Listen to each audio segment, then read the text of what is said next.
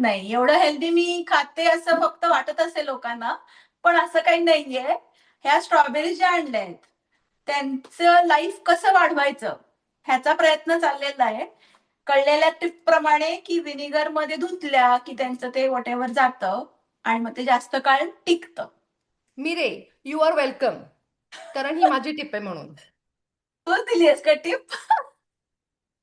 नाही पण मला कळलंय की माझ्या मुलीला फळं खूप आवडतात. पण त्याचे मला कळले की दर्जे आहेत बेरीज मध्ये पण.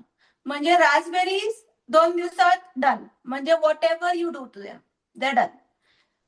स्ट्रॉबेरीज मे बी 4 दिवस. आता हे विनिगरचं बघू आपण किती वेळ टिकतंय. आणि नंतर last is blueberries. I think blueberries are little bit more resilient. तर त्या जरा वेळ टिकतात. पण हे सगळं जे करावं लागतंय भाज्या टिकवण्यासाठी, it is a task. I know it is like really a problem of first world ह्याची कल्पना आहे म्हणजे मला.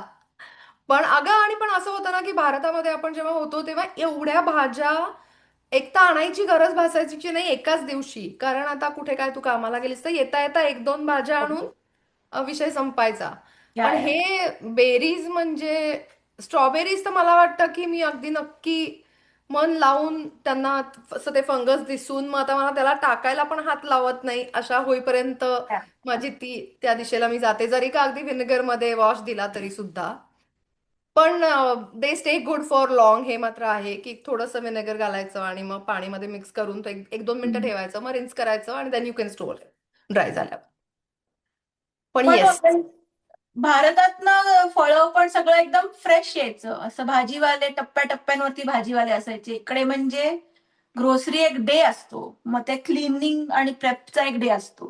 असं सगळं एक US मध्ये इट्स अ डिफरंट लाईफस्टाईल. पण बेरीज हा एकच बळी नाहीये जो की ग्रोसरी स्टोअर बिल द्यायचं घरी आणायचं टू फ्रीज आणि टू कचरापेटी किंवा काय कॉम्पोस्ट असा प्रवास ज्याचा होतो आणि ज्याच्यामध्ये कुणाचंच तोंड येत नाही कुणाच्याच मुखी लागत नाही बेसिकली.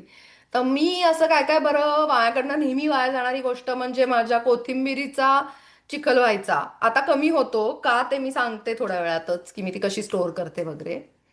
मेथीचा ऍक्च्युली ना जेव्हा असे खूप बघतो आपण एकदम फ्रेश मेथी काहीतरी $3 दोन जुड्या किंवा $2 तीन जुड्या. मग असे माझ्या डोळ्यासमोर असे खूप पदार्थ येतात की मी मेथीचं असं काय काय करणार आहे आता. मग मी ते घेऊन घरी येते आणि मी ते त्याची ती गाठ सोडत नाही त्या गठ्ठ्याची. त्यामुळे त्याचा चिखल होतो अगं कारण मी I don't get to it enough in time. त्याच्यामुळे पालक पालक पण कधी कधी असा होत मग पुढे त्याला सद्गती द्यायला लागते बेसिकली. हो हो, असं होतं. पालकाचे तर तसा आमच्याकडे खप असतो, पण तरी खराब जातोच तो. कारण त्याला काही केलं तरी काय माहिती, आठवड्याभरात आपण प्लॅनिंग तसं ट्राय करते मी की ह्या ह्या भाज्या होणार वगैरे वगैरे. पण त्यातलं मग कोणाला तरी काही वाटतच नाही हे खावंसं. मग आपल्यालाच वाटत नाही रोज रोज पोळी भाजी करा. ग्रोसरी करताना वाटतं की आता ना हेल्दी दिस वीक फ्लावरची भाजी, पालकची भाजी, सगळ्याची अशा लिस्ट असते. आणि घरी आल्यावरती काय रोज रोज पोळी भाजी, मग त्या स्वाहा हो ना. होतात. तर आपली जी मैत्रीण आहे जिला कोथिंबीर आत्ता धुतली आणि लगेच चिरली की आवडत नाही त्याचं टेक्स्चर जे असतं ते. कारण ते असं गच्च होतं. तर तिचं मन राखण्यासाठी आणि नंतर otherwise also this works for me तर मी ती टिप शेअर करते तुझ्या बरोबर. तर कोथिंबीर आणली की ती धुवायची त्याला आत्ता तू करतेस तसं व्हिनेगर वॉश द्यायचा पटकन. आणि त्याच्यानंतर तिला सॅलड स्पिनरमधनं एकदा फिरवायची म्हणजे मग एक्सेस वॉटर जातं. त्याच्यानंतर डायनिंग टेबलवर एक मोठं कापड पसरायचं आणि त्याच्यावर तिला एअर ड्राय करायची. आणि ती एअर ड्राय केल्यानंतर एका एअरटाईट डब्यामध्ये असे टिश्यू पेपर्स किंवा आपल्याकडे जे छोटे छोटे टॉवेल्स असतात त्याचे पण घड्यांमध्ये मी ते ठेवते आणि it stage good for like 2 weeks किंवा 2.5 weeks also sometimes. And this works for salads आणि सगळंच म्हणजे ही सगळी जी हिरव्या पानांचे ज्या काय गोष्टी असतात पालेभाज्या सगळ्या त्याच्यामध्ये. शिवाय आणि आवाकाडो तो एक कायमचा म्हणजे तो बळी गिराईकच आहे कायमचा. तो आणायचा खराब करायचा आणि टाकायचा. मध्ये असं जरा पण बरे दिवस आले होते त्याला कारण राघवनी मला असं सांगितलं होतं की मी रोज सकाळी 2 अंडी ब्रेड आणि आवाकाडो टोस्ट आणि असं वगैरे वगैरे म्हणलं गुड नक्की करतो आणि मग तो ऍक्च्युली आता करतोय त्याच्यामुळे ते जरा कमी वाया जात आहे. Very good. नाहीतर पण आता बी माइंडफुल आणि एक आठवडा ब्रेक दे. कारण आपण असं एक्साइट होतो, अरे हेल्दी खाते, चला चला, मग दर रोज आणा अजून अवकाडो, अजून अवकाडो, आणि मग कळतं की मुलं कधीच कंटाळली त्याला, आणि ते गेले मग. परत ते खराब होऊन मग ते काळे होऊन मग ते असे ड्रायच होऊन आणि मग ते काहीतरी बिचारेच होऊन आपण त्यांना सॉरी म्हणून बाय बाय करतो असं. आणि दे आर एक्सपेन्सिव्ह, म्हणजे हो हा ग. एकदम त्यातल्या त्यात मोर एक्सपेन्सिव्ह प्रॉडक्ट टू वाया घालवाल, त्यामुळे या, खूप आय नो. होतं खरंच आहे. त्याच्यामध्ये. कधी कधी बीट वाया जातं, टोमॅटो कधी कधी अधेमध्ये असे असतात की जे वाया जातात, म्हणजे माझ्याकडनं थोडक्यात माझ्याकडनं सगळंच वाया जातं दिसतंय ग. मी रे पण तुझ्याकडचा तो फ्रीज आहे ते सांगतो ना ग तुला तो की काय आहे काय नाही, मग तुझं कसं वाया जातं? माझं ठीक आहे. अगं हा, ओके, ह्याच्यात ना तुम्हाला असं वाटत असेल की ह्याच्यात असं खूप आतलं आपल्याला कळतं असं, हा. पण तसं होत नाही. ह्याच्यात तुम्ही दिसतंय का तुला नीट? हो हो, दिसतंय दिसतंय. नुसत्याच भाज्यांना डबल दिसतायत. आणि मग असं अगदी लेबल समोर समोर जे असेल, ज्याला लेबल आहे, त्याचं समोर समोर अगदी ठेवावं लागतं की हे सावर क्रीम आहे बरं का, हा डबा हम्म हा हम्म दह्याचा आहे हम्म बरं का डबा, की हम्म. मग ते सांगतं की हे आहे, आणि मग तुम्ही ह्याचं हे करू शकता की हे एक्सपायर होणार आहे आणि वगैरे वगैरे. तर त्याला एक वेगळं मॅनेजमेंट आहे की असा कधी ट्रे वापरायला मी अजिबात हा, लायकीची नाहीये, कारण माझ्याकडे जे लिहिलेलं असतं त्या डब्यात तेच मिळेल याची गॅरंटी जवळजवळ शून्य असते. म्हणजे शक्यच नाही, म्हणजे मला बघून लुक अँड फीलनीच कळतं की हा आपण ह्याच्यात हे ठेवलं होतं.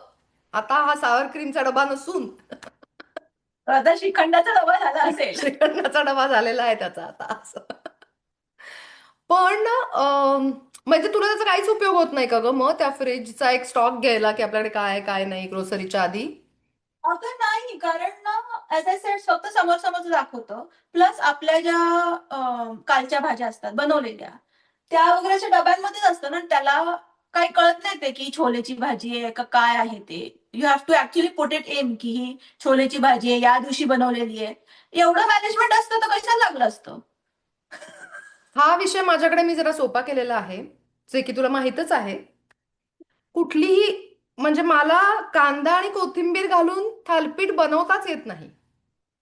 म्हणजे फक्त म्हणजे ओरिजिनल ओ जी बनवताच येत नाही, कारण सर्व उरलेल्या उसळी आमट्या भाज्या जे काय मला दिसेल ते लोटूनच मग त्याचं थालपीठ घडतं. म्हणजे जेव्हा थालपीठ घडतं तेव्हा मला पराग विचारतो, आता आता काय काय संपवायचं होतं तुला आज, किंवा म्हणून तू हे लोटलंयस सगळं त्याच्यामध्ये. किंवा राघव मला म्हणतो, is this is of what I, this has everything in it. म्हणलं दॅट्स द पॉइंट. हा संपवायचा वार आहे. It's a complete meal in itself. I know. त्यामुळे पराठे आणि थालपीठ फक्त तेव्हाच घडतात जेव्हा बरंच काय काय खपवायचं असतं, त्या स्वरूपात नसतं खपत. आणि आता म्हणजे आता भेंडीची भाजी भात झाली, आता मी खूपदा खाल्ली, आता मला नकोय किंवा ते सॅटर्डेला आमचं ठरलेलं असतं की त्या दिवशी थालपीठात, बऱ्याच सॅटर्डेज ना थालपीठात तुझ्याकडनं शिकले मी, आता बरचसा खपवते मी आता थालपीठात मध्येच. त्या म्हणजे कडधान्यामध्ये पण त्यांचे असे स्वतःचे स्वभाव आहेत ग. आणि म्हणजे मटकीचे मोड आले त्याला व्यवस्थित, आणि आता आपण उद्या उसळ टाकायची की असं माझ्याकडनं तरी एक दोन तास झालंय की मग ती गुळगुळीत गुळगुळीत अशी काहीतरी होते, आणि मग त्याला एक असा नेहमीचा छान वास येत नाही, मग तिला सद्गती मिळते. मूग मात्र शहाण्यासारखे वागतात, म्हणजे माझ्याकडनं मुगांना तरी काही मी आतापर्यंत याला वासच येतोय किंवा मोडच आले नाहीत म्हणून आता वासच वगैरे असं झालं नाही. ते असे स्वभावाने गरीब असतात. मूग आणि मसूर, मसूर तर तुझं म्हणजे एकदम माझं लाडकंच आहे. एकदम, तेच म्हणणार होते, माझं एकदम फेवरेट मसूर आहे, त्याला काही मोडबिड आणावं लागत नाही. त्यामुळे सकाळी ठरवलं मसूरची करायची की लगेच यू कॅन मेक इट. मसूर आणि ब्लॅक आय बीन्स पण लगेच, म्हणजे चवळी आणि मसूर आर लाईक माय स्टेपल वन्स. मटकी वगैरे असं मिसळ वगैरे करायची असेल तेव्हा मग मी विचार करते त्याचा. या सगळ्या खराब ज्या भाज्या होतात त्याच्याबद्दल आपण बोलतोय की हे टाकलं जातं किंवा काय वगैरे, तर ते होऊ नये म्हणून, म्हणजे तुला माझा स्वभाव माहीत असल्यामुळे मी कशी असं मेंटली मी एक अशी बोहारीनच आहे म्हणजे. त्यामुळे माझ्याकडे खूप स्टोरेजचं साहित्य आहे की ज्यामुळे भाज्या खराब होणार नाहीत. अच्छा. तर आज मला इतकं सकाळी मी फुटले एकटीच हसत हसत, मी काहीतरी फ्रीज उघडला मला काहीतरी भाजी काढायला किंवा काय वॉटेवर, आणि मला त्या ती भाजी अशी ऑर्फन होती वर अशी बिचारी करून त्या ट्रे मध्ये, आणि त्याच्या खाली त्याच्या विविध स्टोरेजच्या बॅगा होत्या. तर मी आता गंमत म्हणून तुला दाखवते. तर ह्या ह्या अशा जाळीदार बॅगा अशा माझ्याकडे, एक तर आपल्याकडे काही असतच नाही, आपल्याला किमान एक 2-4 डझन सगळंच लागतं. तर ही एक होती, अशा बऱ्याच आहेत खाली तिथे. त्याच्यानंतर मग ही अशी बॅग आहे की ज्याच्यामध्ये सगळं नीट राहतं, छान धुवून पुसून. मग ती पण खाली बहुतेक अशी घातली होती मी फक्त एक. अ, आणि मग अशा बॅगा आहेत ज्याच्यात तुम्ही भाजी ठेवा. हा. एक दिवस वगैरे मी तसं केलं असेल, कारण एक तर ग्रोसरी करून अगं आपण येतो तेव्हा असं दमलेले असतो, भुकेलेले असतो. हम्म. आणि काहीतरी खायला आणलेलंच असतं आपण बाहेरनच, कारण वेळ गेलेला असतो ग्रोसरी करण्यामध्ये.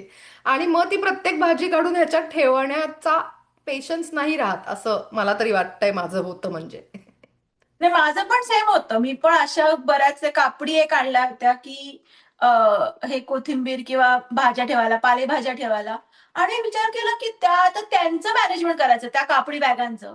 म्हणजे त्याच्यात त्या भाज्या ठेवल्या की ऑब्व्हियसली थोड्याशा खराब होणार, मग त्या बॅगा खराब होणार, मग त्या बॅगा धुवायच्या, सुकवायच्या, मग ते लक्षात ठेवून अरे हा त्याच्यात ठेवायची भाजी. एवढं डोकं चालवायला पेक्षा मग मी ग्रोसरीच व्यवस्थित केली असती ना. त्याच्यामध्ये पण ना मिरे, ग्रोसरी करतानाच मला वाटतं आपल्याकडनं थोडंसं शहाणपणा यायला वेळ लागतो, म्हणजे वर्ष जातात. म्हणजे I have learn over the years, असं नाही की मी त्या पूर्वीच्या चुका आता अजून करतीये. एक टिप मला स्वतःला अत्यंत उपयोगी पडलेली आहे, जी मी आय मेक शुअर की आय फॉलो दॅट. पूर्वी काय व्हायचं अगं, की मी असं काहीतरी लाईट ब्रेकफास्ट करून आपण ग्रोसरी करायला बाहेर पडलो, की मग आपलं कसं असतं, एक अमेरिकन ग्रोसरीचं दुकान आणि मग एक इंडियन ग्रोसरीचं दुकान. मग ते हम्म. करून येईपर्यंत पोटामध्ये आग पडलेली असते. मग येता येताच तिकडे असं ढोकळे, बिर्याणी आणि असं काय काय दिसतं, मग ते आपण उचललेलं असतं. मग ते करताना म्हणजे जर तुला भूक लागली असेल तर तू खूप जास्त गोष्टी खरेदी करतेस अगं, ज्या तुला नाही लागत. म्हणजे not just readymade, even grocery items. हो. त्यामुळे मी हे कुठेतरी वाचलं होतं एकदा आणि मी म्हणलंय काही काय बघूया करून, तर इट रिअली वर्क्स. म्हणजे तू प्रॉपर व्यवस्थित जेवून जर ग्रोसरी करायला गेलीस तर तुझ्या लिस्टवरच्या गोष्टी घेऊन तू परत येतेस. पण तुला जर भूक लागलेली असेल आणि जर तू गेलीस तर मग तुला वाटतं अरे ही भाजी ही दर एका तासाने मी भाजी करून खाणार आहे, असं वाटून आपण खूप गोष्टी घेतो. ऍक्च्युली हे मुलं हे खातील आणि आपलीच भूक नाही असं वाटतं की मुलं हे खातील, नवरा हे खाईल या दिवशी, असं म्हणजे लोकांसाठी आपण गोळा करायला लागतो, लोकांच्या भुकांसाठी. सो दॅट इज एक्झॅक्टली, मी पण ते नोटीस केलंय की भूक लागलेली असताना ग्रोसरी करायला कधीही जायचं नाही.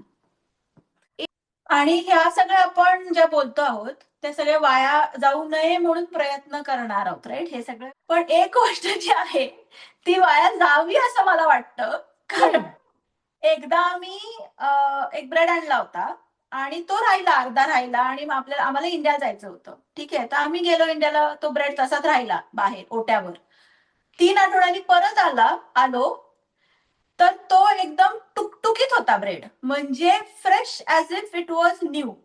आणि नंतर विचार केला की 3 आठवडे एखादी एडिबल गोष्ट जी स्नॅक्स आयटम मध्ये नाहीये, तळलेली नाहीये, काही नाहीये, फ्रेश गोष्ट जी असायला पाहिजे, ती जर 3 आठवडे टुकटुकीत राहत असेल तर I don't think we should be eating that.